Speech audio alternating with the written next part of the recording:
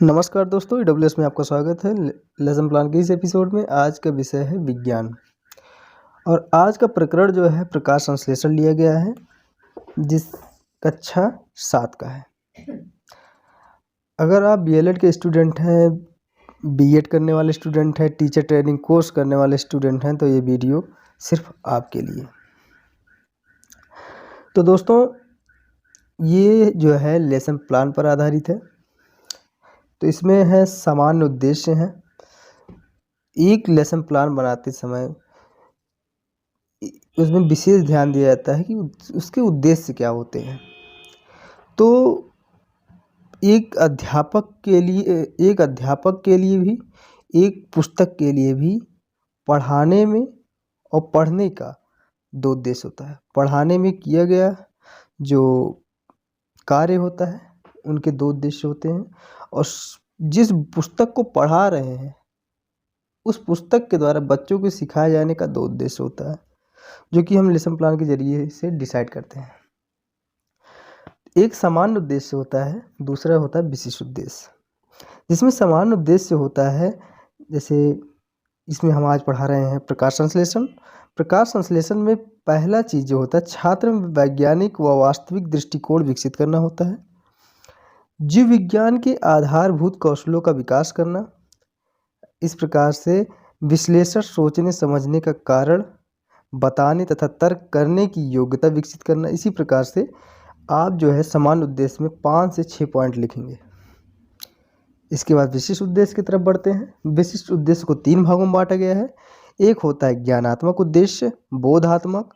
इसके बाद आता है मनोगत्यात्मक, उसी को जानते हैं कौशलात्मक, उसी को जानते हैं प्रयोगात्मक। तो ज्ञानात्मक जो होता है, इसमें जो बच्चा होता है, छोटा सा जो बालक होता है, वो जानता है, किसी भी चीज़ को जानने का प्रयास करता है। जैसे क्या है, छात्र प्रकाश संश्लेषण की परिभाषा को जान सकेंगे।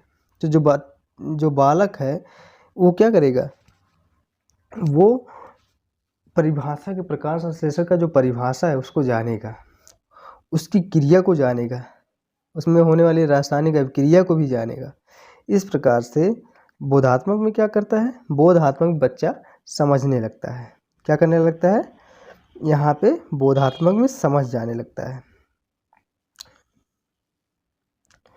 इसके बाद छात्र प्रकाश संश्लेषण की क्रिया का रासायनिक सूत्र भी समझ लेता है। इसके बाद आता है प्रयोगात्मक। प्रयोगात्मक में छात्र जो होता है प्रकाश संश्लेषण का प्रयोगात्मक अध्ययन कर सकेंगे, ऐसे मतलब करने लग जाता है। इस विषय को पढ़ाते समय जिन सहायक सामग्रियों का, जिन शिक्षण सामग्रियों का प्रयोग किया गया है उन चीज़ों को लिख लेते हैं। तो शिक्षण सामग्री में इन चीज़ों को लिखेंगे, जैसे चाक, डस्टर, श्यामपट्ट, संकेतक जिसको बोलते हैं पॉइंटर, और एक रोलर बोर्ड होता है, etc। और सहायक सामग्री में क्या होता है, सहायक सामग्री यानी teaching material, teaching learning material जो होता है, TLM, जिसको TLM बोलते हैं।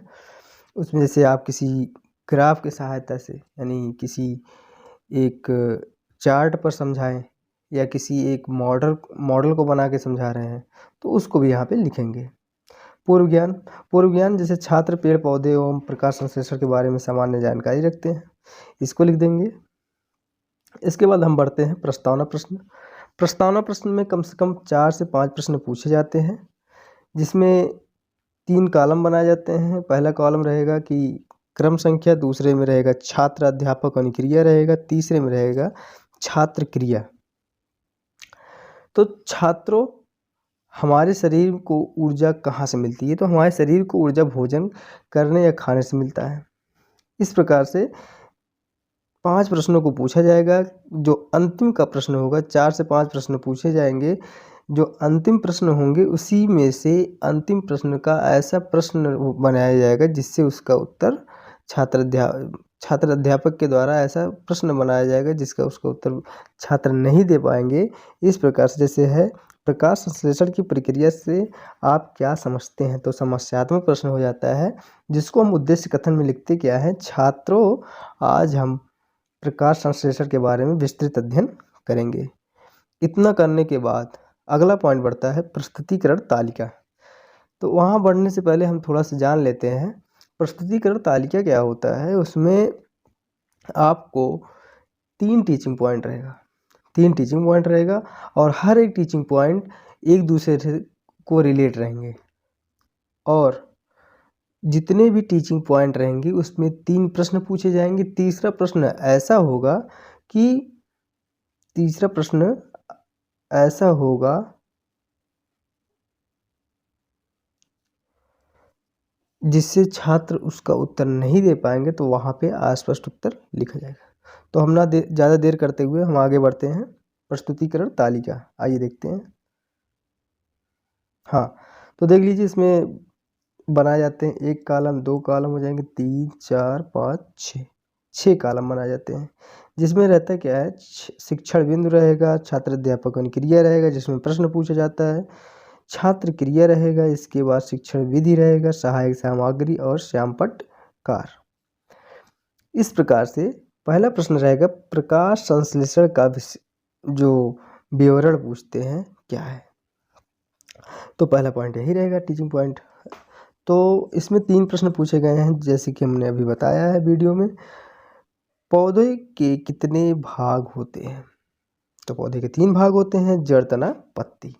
इस प्रकार से इसमें 2 प्रश्न और पूछ करके जो अंतिम प्रश्न है ऐसा पूछा गया कि जिससे उसका उत्तर छात्र नहीं दे पाते हैं, तो स्पष्टीकरण करते हुए प्रकाश संश्लेषण के बारे में बताया जाएगा, जो कि उसके सामने लिखा भी होना चाहिए कि छात्र ध्यानपूर्वक सुनेंगे, और जो शिक्षण विधि होगा उसमें लिखना पड़ेगा कि स्पष्टीकरण विधि।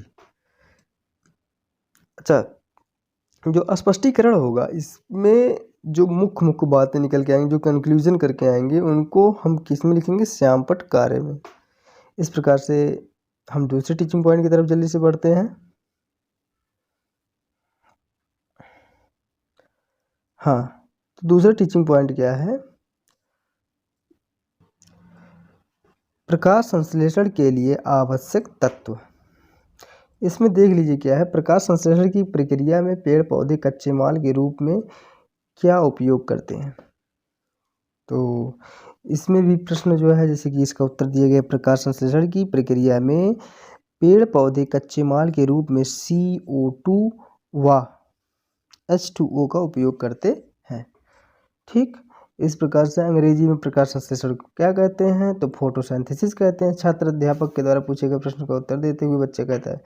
इस प्रकार फिर तीसरा प्रश्न आता है कि प्रकाश संश्लेषण के लिए आवश्यक तत्व क्या है? तो अस्पष्ट उत्तर। इसके भी स्पष्टीकरण करते हुए छात्र अध्यापक कंक्लूजन जो होगा श्यामपट्ट कार्य में। एक रेलेवेंट जो होता है लेसन प्लान बनाने का विधि यही होता है। बाकी बहुत सारे वीडियो यूट्यूब पे आप देख सकते हैं। तो यहाँ तीसरा टीचिंग पॉइंट है, प्रकाश संश्लेषण अभिक्रिया की रासायनिक सूत्र क्या है? रासायनिक सूत्र देख सकते हैं हम। स्पष्टीकरण तालिका यानी स्पष्टीकरण करते हुए छात्र अध्यापक आप प्रश्न देख लेंगे। 3 प्रश्न हम बताए हैं, 3 प्रश्न होना ही चाहिए, 3 प्रश्न से कम नहीं होना चाहिए। स्पष्टीकरण तालिका है, इसमें जो इसके सूत्र हो जाएंगे, इनका कंक्लूजन जो होगा, कंक्लूजन निकल के जो आएगा वो श्यामपट्ट कार्य पे होगा। इस प्रकार से जो मूल्यांकन प्रश्न बढ़ता है, मूल्यांकन प्रश्न पहुंचने के बाद अगर यहाँ देखेंगे कि मूल्यांकन प्रश्न में लेसन प्लान के ये जो लेसन प्लान आप पढ़ा रहे हैं इसके अंतर्गत ही जो प्रश्न बनेंगे तो वो मूल्यांकन प्रश्न में लिखे जाएंगे, और जो मूल्यांकन प्रश्न का उत्तर होगा वो श्यामपट्ट कार्य में लिखा जाएगा, जो कि इस प्रकार से है। ठीक, और हाँ एक चीज़ जान लीजिए, इसमें 4 से 5 प्रश्न होने ही चाहिए, इससे कम बिल्कुल नहीं। कक्षा कार्य एवं निरीक्षण। छात्र अध्यापक श्यामपट्ट कार्य को छात्रों से अपनी कॉपी में लिखने व निर्देश देने तथा स्वयं कक्षा में घूमकर छात्रों के कार्य का निरीक्षण करेंगे। ये छात्र अध्यापक स्वयं करेंगे। पुनरावृत्ति में हम बताए हैं कि प्रश्न कैसा होगा, true false, tick the correct answer and fill in the blanks, match the followings, ऐसे सब प्रश्न हो जाएंगे। ठीक। इस प्रकार से गृह कार्य में 2 सावधानियाँ देते समय 2 सावधानियाँ होनी चाहिए। एक तो कम से कम शब्दों में देना है, दूसरा लेसन प्लान से ही प्रश्न को देना है, ना कि लेसन प्लान के बाहर। ठीक है, जिससे बच्चों को पढ़ने एवं उसको तैयार करके आने में कोई कठिनाई ना हो। इस प्रकार से ये रहा हमारा लेसन प्लान का संपूर्ण वीडियो। अगर इसमें से जो आपको नहीं समझ में आता है तो आप कमेंट बॉक्स में ज़रूर लिखिएगा और हम उसको पूरा करने का भी प्रयास करेंगे।